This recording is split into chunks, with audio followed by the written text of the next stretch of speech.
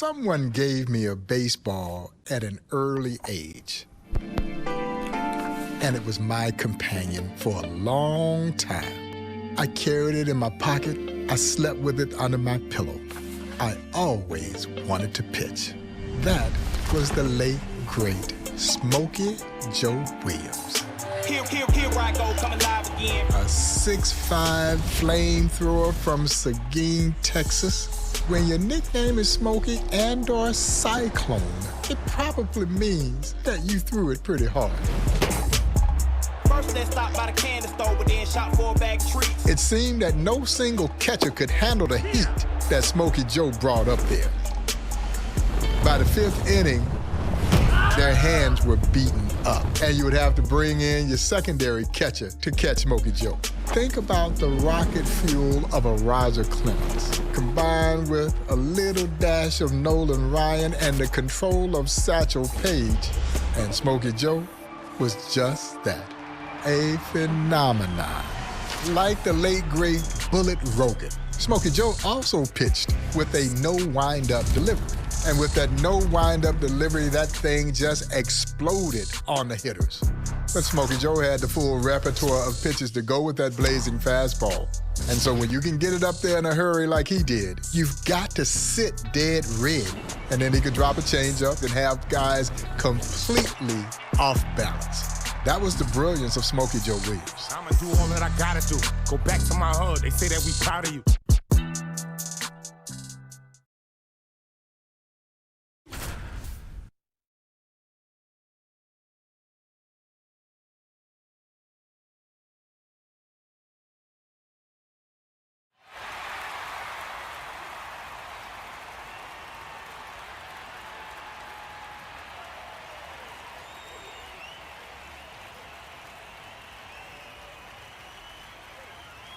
Smokey Joe Williams ready to get this one going for Chicago against the Monarchs. Hey. The 0-1.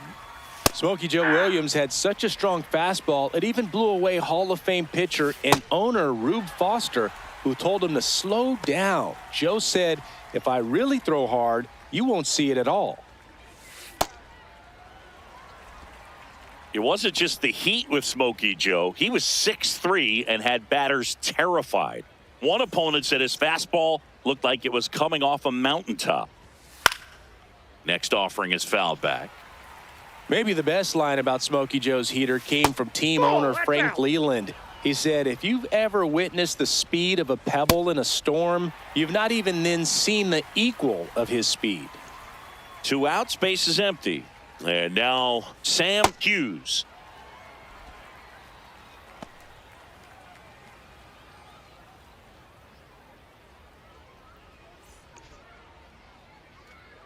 Here comes the 0-1. Yeah. Got him. Strikes out the side to begin the game. What a start. Back here at Southside Park. Bullet Rogan digging in now. Hey. The 0-1. That ball's foul. Out to short. Whips it to first on the run. Nicely done for the out. Now here is Pete Smith.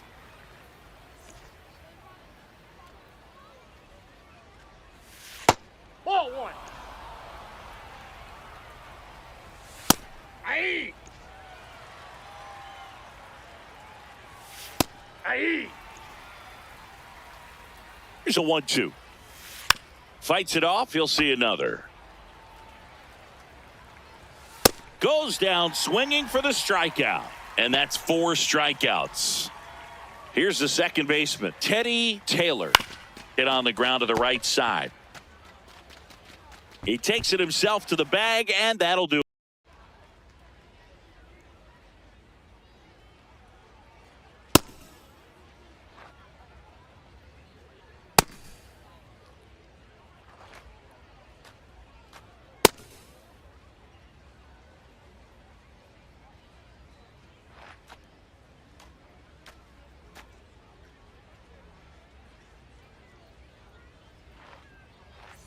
Smokey Joe Williams trying to slam the door on this one for Chicago. Ball, that's out.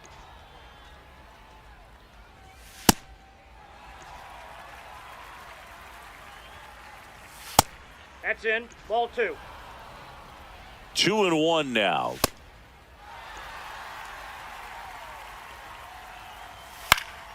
Stays alive.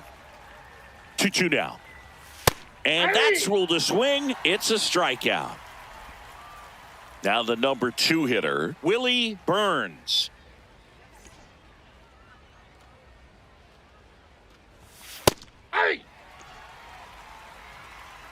The 0-1.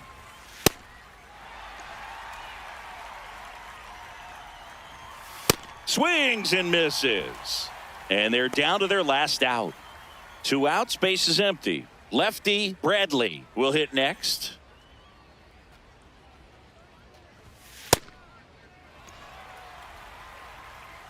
And the 0-1.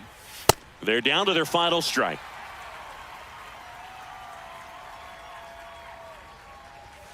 Ball game. Smokey Joe Williams punctured. Back outside, riding my whip and Rodeo Drive. How impressive was Smokey Joe Williams? Not just against Negro League competition, but against Major League competition. How about a 20-7 record against white Major League teams?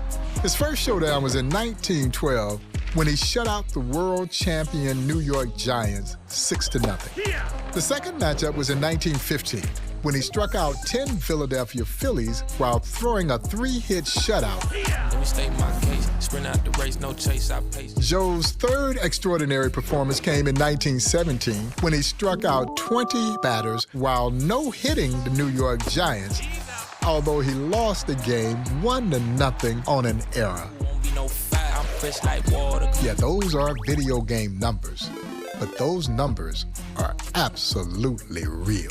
The legendary Ty Cobb, after seeing Williams do his thing, said that he was looking at a sure 30-game winner if he had been allowed to play in the major leagues.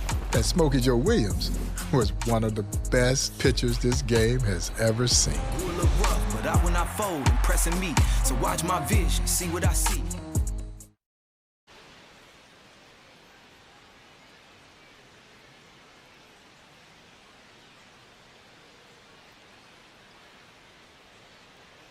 Smokey Joe Williams just 3 outs away from a shutout win here at the Polo Grounds. Hee-haw! 0-1 now. There's so many stories of Smokey Joe Williams dominating white teams. He beat the National League champion Philadelphia Phillies 1-0 in 1915. He loaded the bases in the 9th, then struck out the next 3 batters on just 9 pitches. Hee-haw! And Smokey Joe was facing some of the best white players of his time, Singy. He won games against Hall of Fame pitchers Charles Bender, Pete Alexander, and Walter Johnson. Got him with the K, and now Smokey Joe with just 1 more out to get. So they're down to their final out. Michael Santana getting ready to hit. Negro League star Mountain Hubbard once said Joe was the greatest pitcher in baseball, white or black. He'd throw harder and the ball traveled faster than any ball I've ever seen. Joey gets on base and keeps it going. Ron Sherman now at the plate. Ah!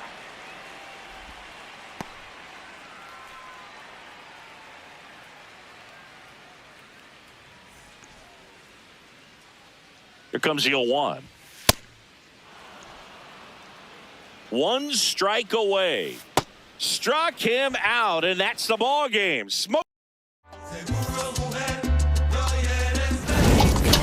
On August 2nd, 1930, on a hot, humid night in Kansas City. Yes, I said night, because, as you know, it would be the Kansas City Monarchs who would pioneer night baseball in 1930, 5 years before the major leagues played under the lights.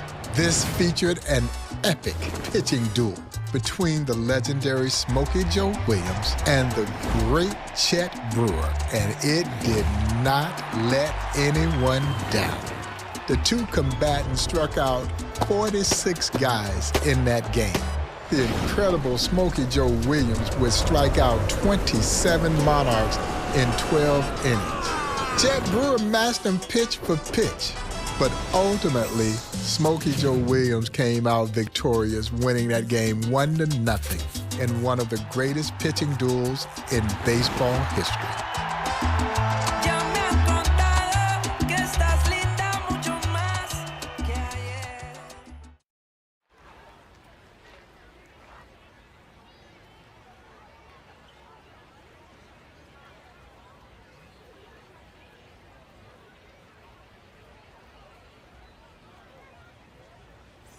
Smokey Joe Williams returns for the bottom of the 12th already with 24 strikeouts in this one. Hey.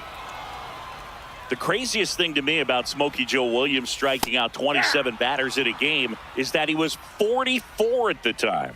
Struck him out. 25 now. Welcome back to Mulebach Field. We're in extras here. Harvey Bradley getting ready to hit.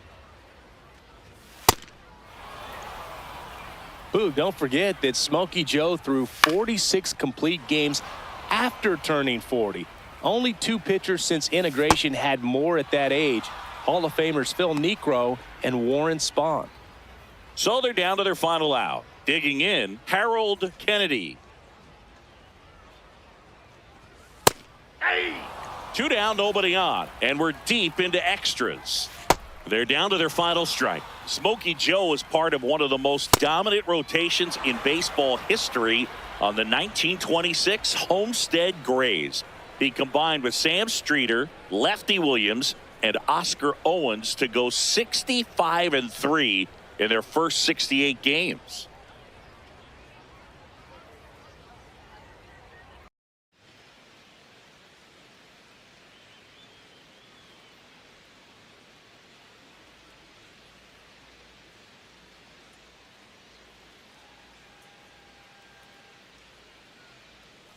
Smokey Joe Williams to the dish for the Grays, taking his first cuts in this one.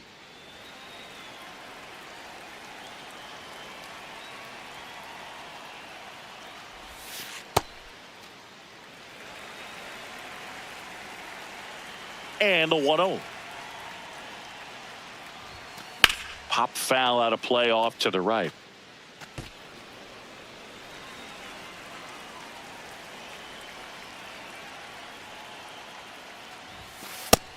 That's inside. That's a ball.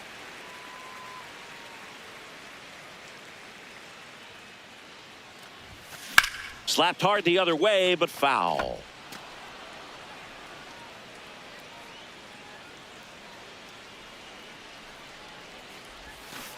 Cuts and misses. It's a strikeout. Bottom 4, Smokey Joe Williams digging in now.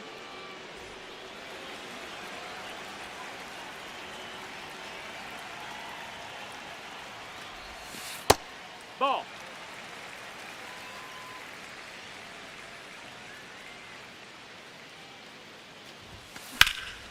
In the air, right field. Bell on the move. And there's one down. One down. Smokey Joe Williams, the next to hit.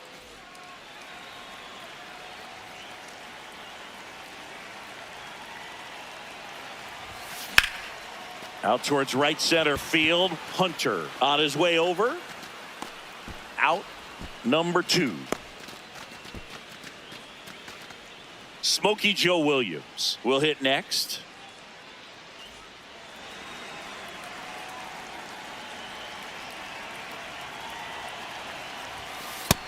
Ball outside. Newman off of first with 2 away.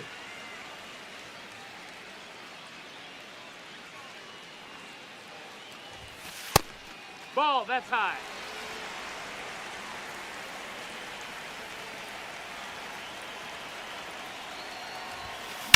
That one is absolutely belted. And that should be extra bases. Rounds third, headed for the plate. And now they trail by 1.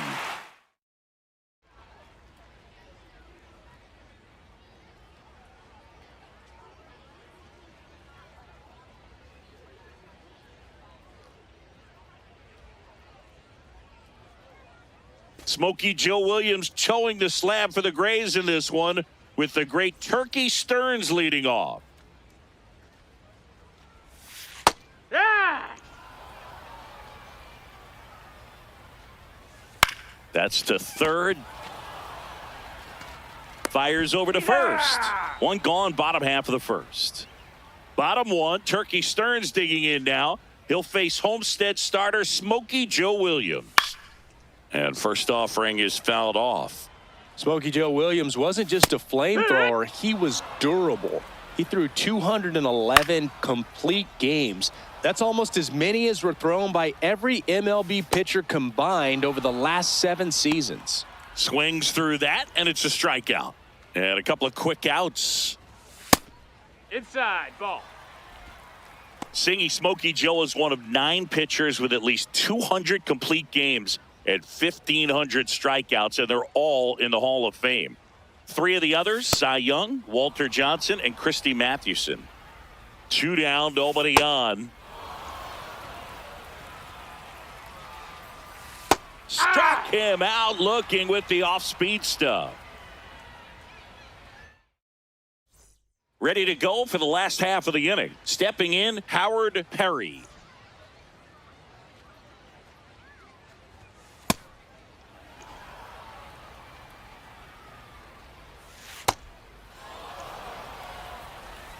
Oh, and 2 now.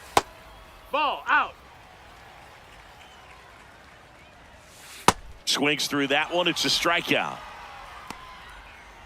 Now, Francis Sutter.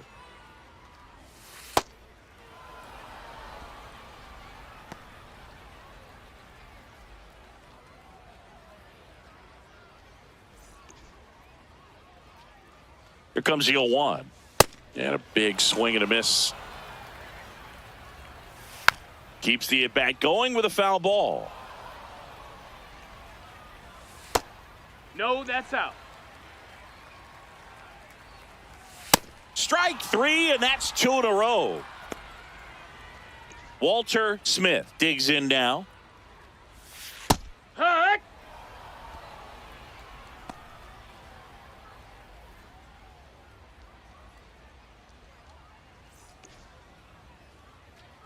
Two down, nobody on. Sets him down on strike. Universe wrote my song, I'm just ad-libbing it. Yeah. I don't gotta say too much. Yeah.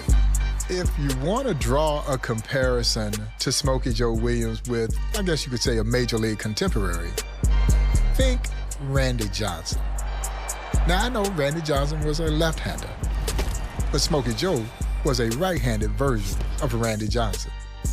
And I'm still not sure that the Negro Leagues gets enough credit for its great pitchers. When we start to talk about hurlers like Bullet Rogan, Leon Day, the immortal Leroy Satchel Paige, I'm talking about some of the greatest arms to ever toe the rubber. In the minds of many, Smokey Joe Williams is arguably the greatest pitcher in black baseball history. In the twilight of Smokey Joe's career, while playing then for the Homestead Grays, Williams actually beat the immortal Leroy Satchel Paige 2 out of 3 games. Now, at that time, Satchel was 30 years younger than Smokey Joe Williams. Smokey Joe died in 1951, was posthumously inducted into the National Baseball Hall of Fame in 1999.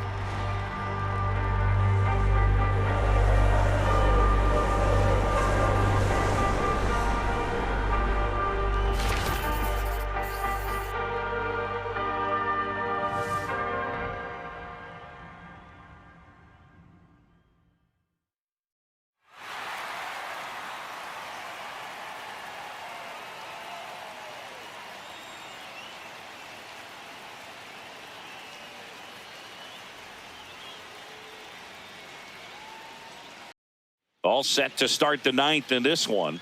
Digging in, Bill Benson. Hurt one.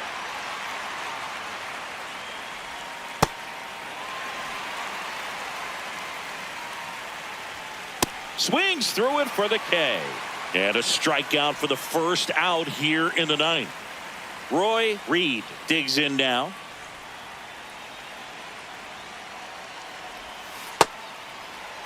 One down, base is empty here in the ninth. Fastball for a strike. That's in. Ball.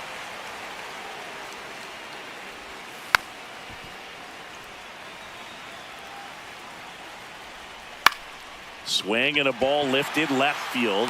2 down. So they're down to their final out. And here is Francis Ryan. Ball.